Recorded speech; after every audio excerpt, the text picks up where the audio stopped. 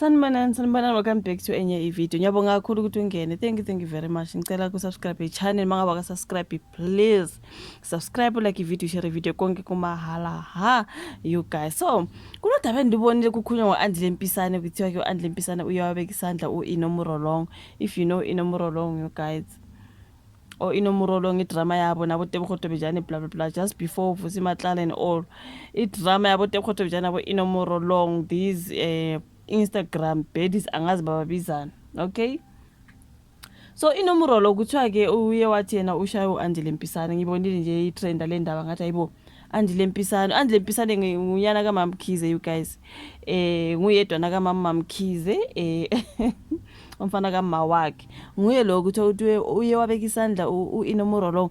I was like, u-Andile how old is he? 20? Have he reached 26? U-Andile mncane ke siyazi ukuthi wahlala noSithelo Shows mama wengane zakhe ezimbili. Obviously I think uSithelo Shows wayehlala khona ka Mamkhize lapha. Uthe mayihlona noSithelo Shows ila aganwa khona ke wathatha ke uThamiya Mpisane, right? Kwaba nedrama nje. If you do remember zonke lezo zinto, Andile Mpisane nguye loyo ke bafethu umntana ka Mamkhize nama girlfriend nayo ke drama nje imali neni. Yo ayikhona manje kunoSARS indaba yabo enzima. But ke elokushaya Inomuro Long I was like ubemshayelana uInomuro Long.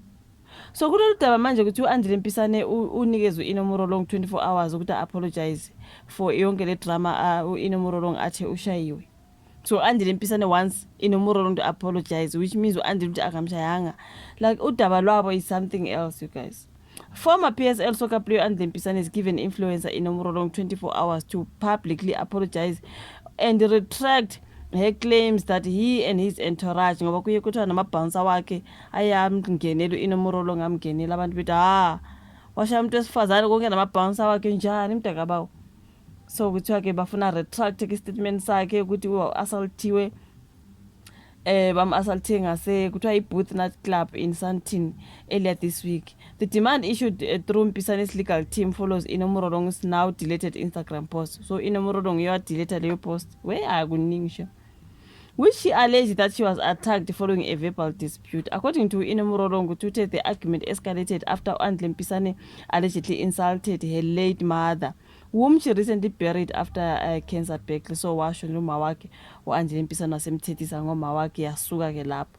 She claimed that she was beaten to a pulp by Andile Mpisane and his crew, leaving her fearing for her life. Inomuro Long has since opened a case of common assault at Sandton police station, which authorities have confirmed. So Inomuro Long usevulele uAndile Mpisane case ebengashayanga nje bethi maka retract lezo like I don't get, man. Like I don't get. Phela uAndile bathanda ukuthusana ngemali zabo Mamkhize.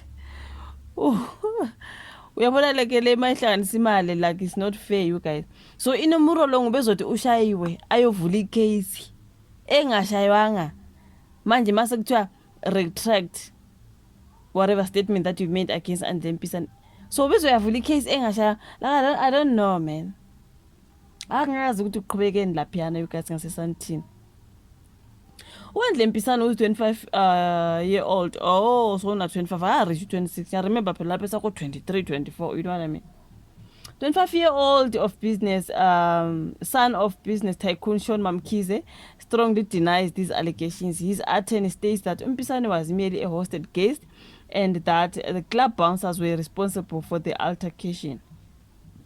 So altercation between Inomuro Long ibi between Inomuro Long nama bouncers. uAndile waseyingena kanjani yena. The letter demands a full public retraction and apology, warning of further legal action.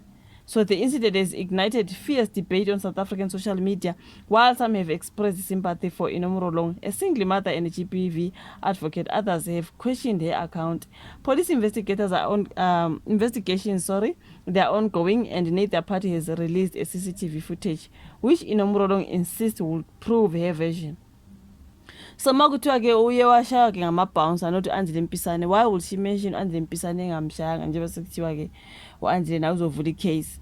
Like no, yabona le ndaba ekuvulela nama cases is getting too much nowadays. Like ngizovula icase nje ngithi umuntu unithe ukuthile engakwenzanga. Like it doesn't make any sense. So let us see ama-comments ukuthi athini ngoba mina ngididekile ngisakwazi ukuthi okuyikuphi. So uthe omunye, so he partially admits to being within the vicinity of where the violence occurred. Should bekhona la partner endaweni amabhansa ake attack iNomorolong, he was there, amabhansa wakhe. You know what I mean? South Africa has more important things to worry about, not these two. Ukhona she wasn't even invited. Angeke. Why are you no longer addressing him as a chairman of the club? Okay, bakhona babuzo Andile Mpisane. Ukhona manje, you are 100% correct. South African women specialize in fake GBV accusations, especially when they are above 30 after finishing in their 20s. Like, I don't get, man. Ukhona umuntu ozothi ngishaywe ngingashayanga, like uyabu wrong musima ngabe wenza leyo nto. Uthi umuntu ukubeka isandla engazange kubeka isandla, iyobe wrong. But ngoba phela sazi i-CCTV footage yakuleyo ndawo kubonakala ukuthi ushayiwe noma akashaywanga ngu-Andile Mpisane noma ama-bouncer. You know what I mean? Manje sesivulela ama-case sekungenyimbo zakhe manje. Ngeke ukhona sebringa in uTebogo Tobejane, but justice for Tebogo Tobejane. Remember iNomorolong, they were bullying so much uTebogo Tobejane, so ukhona sethe justice for. Now the suing money is there, but no SARS money. Where we have to look at Mama Mkizo no SARS. So angiyazi indaba kaAndile Mpisane no iNomorolong, you guys.